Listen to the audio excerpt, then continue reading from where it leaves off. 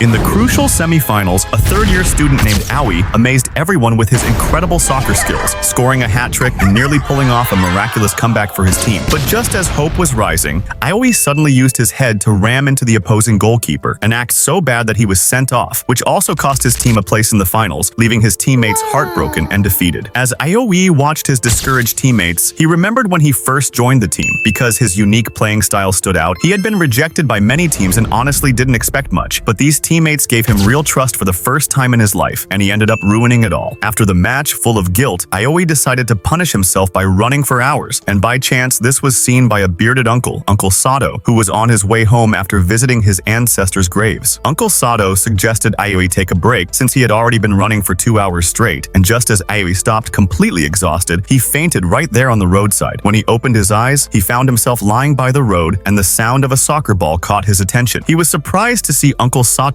showing off his amazing ball control. Every powerful long shot bounced perfectly back to his feet. Uncle Sato started explaining the secret. After receiving the ball, you control your body, change direction, and then sprint for a precise shot. And to help Aoi practice faster, he even drew the ball's landing points in the sand. Time flew by, and night fell, while Aoi's mom, his older brother Daiki, and the whole team were out searching for him, afraid that losing the match might make him do something crazy. While at the same time, the opposing goalkeeper's parents came to Aoi's house to apologize. It turned out the goalkeeper had insulted Aoi's mom during the match, calling her a hostess just to shake Aoi, but Aoi himself knew nothing about this and pushed himself all night to master the technique, but just couldn't get it right. Uncle Sato was ready to give up, but before he left, he asked Aoi something that had bothered him ever since he watched the match. How was Aoi always able to get to every loose ball first, as if he was the only one on the field? Aoi explained that, besides the trust from his teammates, he could remember the positions of all 22 players during the game. Hearing this, Uncle Sato realized Aoi had a natural God's eye view for soccer, a rare gift, and he walked away, lost in thought. The next morning, the barking of dogs woke Uncle Sato from his nap, but he got a big surprise. After a whole night of practice, Aoi had finally mastered the move, impressing the professional youth team coach, Coach Nakamura, who immediately invited Aoi to try out for the team. But when Aoi's mom heard about it, she told him to forget it. On the way home, Daiki told Aoi that, after looking it up, he found out that Coach Nakamura himself had started from this rural village and made it to the world stage thanks to his soccer skills. And now, Daiki was giving Aoi all his savings, hoping he could succeed too. When Aoi confidently arrived at the youth team training base, he realized he was the only one with nothing to brag about. The other 86 candidates were all champions from top schools, geniuses among geniuses, and only Aoi had no such title. Even Hana, Coach Nakamura's god sister, couldn't understand why her brother let Aoi join the tryout. As the top professional youth team, Coach Nakamura followed the philosophy of training players from a young age so they could build real teamwork and understand each other's abilities and personalities. Aoi soon found out that if you failed the tryout, you had to pack up and go home. This wasn't a place to nurture just anyone, but a stage for finding the very best. During the first physical test, Aoi's hands trembled with excitement, while another boy named Taichi, nicknamed Big Friend, felt sick from nerves. Taichi didn't expect that while he had stomach pain from being nervous, Aoi's shaking was just from excitement, and he thought Aoi was a real weirdo. Soon, the assistant coach announced a 20-minute 7v7 mini-match, but because Aoi was so different, what should have been an even match quickly turned one-sided. With no passes from his new teammates, Aoi's solo attacks looked selfish to the others, like Taichi, who all thought he was just showing off. Since everyone was new and desperate to make the team, they just wanted to show off their own skills. There was no trust, no chemistry, just a bunch of players each trying to shine, forgetting that soccer is never a one-man game. What Coach Nakamura wanted to see was who among these scattered geniuses could actually think for the team and lead them to victory. Surrounded by all these prodigies, Aoi suddenly understood why he used to play so freely. His old teammates had always backed him up. Now, to help the team win, Aoi had to become a true teammate. And as soon as he realized this, he activated his God mode, instantly reading everyone's position on the field. Coach Nakamura had been waiting for this. Up front, after receiving the ball, Aoi pulled back to the halfway line and switched to wingback, pulling 2 defenders with him. The assistant coach thought Aoi was just making things worse for himself, but only Hana noticed something new. She saw an excitement on Coach Nakamura's face that had never been there before. When Daiki and the others couldn't understand why Aoi was suddenly acting this way, Aoi suddenly picked up speed, dribbling past all the defenders around him and kicking out the most brilliant long pass of the entire match. The forward seized the opportunity and scored a beautiful header, finally getting a point for their side, and in that moment, everyone suddenly understood what Aoi was doing. Aoi became the most controversial player in the coach's eyes. In the minigame, he again went deep, using just a fraction of a second's opening to deliver another perfect assist. With his precise passing and ability to see the whole field, his timing was so perfect that the coaches felt felt this kind of talent was extremely rare, but most others thought it was just luck, including Hana, who was working in the cafeteria. Hana had grown up overseas and always saw Coach Sato as her idol, so she believed Aoi, just a middle schooler, couldn't possibly have Sato's skills, and figured Aoi's assist in the minigame was only a fluke. When the final list of who made the team was announced, everyone found out that out of 86 talented players, only 11 were chosen, and the very last spot went to Aoi. 30 minutes later, it was time for the ultimate test. Aoi hoped to build more understanding and teamwork with the others, and thanks to his earlier beautiful assist, everyone agreed to use the remaining time to get to know each other's strengths. That's when Aoi realized if he couldn't pass this test, he'd never get near the pro league in the future. This was everyone's last chance, so they were all giving it everything. But this road was sure to be bumpy, because Coach Sato had arranged for them to play against the current professional youth team. That sounded awesome, but all the players were shaking inside because the youth team's level was way above high school. At this point, Aoi was the only one who didn't care. All he could remember was what Coach Sato had said about ambition, but as soon as the match started, things went way beyond anyone's expectations. The pro youth team was broken through many times and didn't even play like high schoolers, and just when everyone thought the test team would take it easy on them, suddenly everything changed. The youth team transformed, and by relying just on quick, sharp passes between each other, they easily broke through Aoi's team's defense and scored. Coach Sato explained that the youth team now had this high-level one-touch passing ability, but even then, Aoi refused to give up. He used his newly learned directional control to win the ball, but shockingly, the other side was also masters at controlling the landing spot and scored again. Before Aoi could react, a youth team player named Kyuji landed another hard blow, mocking Aoi's abilities after beating him, using his favorite psychological tricks to break opponents. The youth team's strength shattered the spirits of the 5 other players trying out, and it was only thanks to Daiki, called the all-rounder, that the scattered team got back together to discuss a plan for the second half. As the second half began, the youth team switched up their strategy, choosing to play more physically. In the scramble for the ball, Aoi was shocked by Kyuji's dirty tactics. On the ground, Kyuji hurt him on purpose, but that only fired up Aoi's pride. Coach Sato was really cunning. He'd had the youth team practicing position swaps a week earlier, and with just 10 minutes left in the test, he finally revealed this bombshell. Turns out, the youth team hadn't even shown their real strength until now, breaking most of the candidates' spirits, making their vision blur, their skills falter, and the pain Aoi felt in his body grew even worse in his mind. All he wanted was to go back and talk with his friends, and for a second Aoi thought about giving up. But what could he give up? The money his brother Daiki had saved from hard work? The expensive shoes his mother bought even though she complained about the price, just to support his soccer dream? In that moment, Aoi realized his joy in soccer came from how much his family cared for him. He blocked a corner attack from the opponent, sliding in for a clearance, and his own encouragement and determination put pressure on Kyuji. As time went by, Aoi's moves became smoother and more skillful, making not just Hana but even the whole audience start clapping for him. With only 3 minutes left, Aoi took advantage of a defender's mistake to win a free kick. Daiki volunteered to take it, and Aoi wondered if he had a split personality. Off the field, he was timid, but on the pitch, he turned into Mr. Big Heart, showing amazing skill. Daiki struck a perfect arc towards the corner of the goal, but Kyuji jumped incredibly high to head it away. The defenders launched a long pass to counterattack, and by the time Daiki reacted, Aoi was already racing back on defense. Kyuji was stunned by Aoi's speed, and even the opposing striker was thrown off and missed his chance. Just as Kyuji was about to scold his teammate, he realized what was happening. Aoi's recovery speed was unreal. 1 second he was next to the striker, and the next he was already back defending, explaining how he could cover so much ground. How did Aoi know exactly where the ball would go? With time almost up and his teammates losing spirit, Aoi snatched the ball through sheer effort. Getting the pass, he soared across the field like an eagle, scanning every player's position from above. He pushed down the left wing, drawing out the defenders, and Kyuji, seeing this, rushed back to defend, but was a step too late. Aoi kicked a massive cross from the left all the way to the right, landing it perfectly at Kiku's feet. Just as Kiku was about to shoot, he spotted an even better chance and passed the ball to Daiki, who, completely unmarked, took a shot at the goal, but Kyuji managed to cover in time, breaking up their perfect play. Some people might say playing soccer is all about making more money, and maybe that sounds shallow, but after the tryout, Aoi couldn't stand waiting 3 weeks for the club to announce who made the team. So with encouragement from his friends, he called Coach Sato's god sister, Hana, Coach Sato's god sister, called the club to find out the results early. But at that very moment, Aoi's mom pulled out the official acceptance letter from the Jingdong club, and all of Aoi's friends gathered around to celebrate while his brother Daiki was overjoyed. But only Aoi's mom, knowing her child was about to leave, felt that deep sadness only a mother could truly understand, and Hana, still on the call, heard it, because only women truly understand other women. That night, Hana called Aoi, hoping he and his mom would honestly share their feelings, since after joining the club they wouldn't see each other for a long time. Aoi agreed he should talk to his mom, but having only ever seen her tough side growing up, he wanted to first explain things to Hana, not realizing his mom was already home and overheard the whole conversation. Hearing her son's true feelings, Aoi's mom could only put on her usual tough front to ease the awkwardness. And over the next few days, Hana and Aoi's mom spoke often on the phone, with Hana reassuring her about club life and helping ease her worries. Soon, the day for departure arrived, and at the station, Aoi saw the friends who'd supported him all along. Although he wanted to cry, just like his stubborn mom, Aoi chose to say goodbye with a smile. After Daiki helped Aoi onto the train, Aoi opened the package from his mom, not finding a letter cutting off ties or just a pile of money for city life, but instead a heartfelt letter wishing him a bright future and, as a final gift, the expensive soccer shoes he'd always loved. In that moment, even Aoi, who always pretended to be tough, couldn't hold back his tears and just wanted to cry his heart out. A mother's heart travels with her child. Maybe 5,000 yen is just enough for barbecue, but at Jingdong Youth Club, it covers a month, double room, unlimited cafeteria food, full gym access, and Aoi was thrilled with the training environment. But knowing nothing about the club's true competition, it wasn't until the induction ceremony, after hearing the assistant coach's introduction, that Aoi realized how tough things really were. In the youth reserves, only half move up to the pro youth team, and only 3 made it in through this selection. The only outsider was his roommate, Fukin, a wild kid who looked like a biker gang member. Of the 13 new recruits, they'd all have to pass many tests with Coach Sato to earn a spot on the A-team, personally coached by the legendary Fukuda Sato. This promotion was incredibly difficult. Coach Sato had barely finished his intro before proposing a red versus white match, announcing that anyone outstanding would go straight to the A-team. All the qualified players were fired up, except Aoi, who just wanted to rest, but then overheard the B-team coaches saying Sato had made a mistake picking Aoi, and that in all their years, someone like him would never be a pro. When the first youth match began, Aoi was determined to prove them wrong, wanting to become a pro for all the people who believed in him, especially his fan Hana. Right as the match started, the striker Yuma saw how eager Aoi was for the ball, but defender Kitsu wasn't giving an inch, so Yuma had to pass back. Then one of the special recruits suddenly shoved a teammate and fired off a long-range shot, slamming the ball off the goalpost with a loud bang. The game continued, and Aoi made a beautiful steal to regain possession. Using his God mode field vision, he calculated the best play and passed to Yuma, who, under tight defense, suddenly slowed down and walked. This weird move made the defenders hesitate, so Aoi sprinted forward, Yuma assisted, and Aoi scored, bringing the score to 1-0. Even though everyone was amazed by Aoi's skill, the stern B-team coach remained unmoved, knowing Aoi had a fatal flaw. After scoring,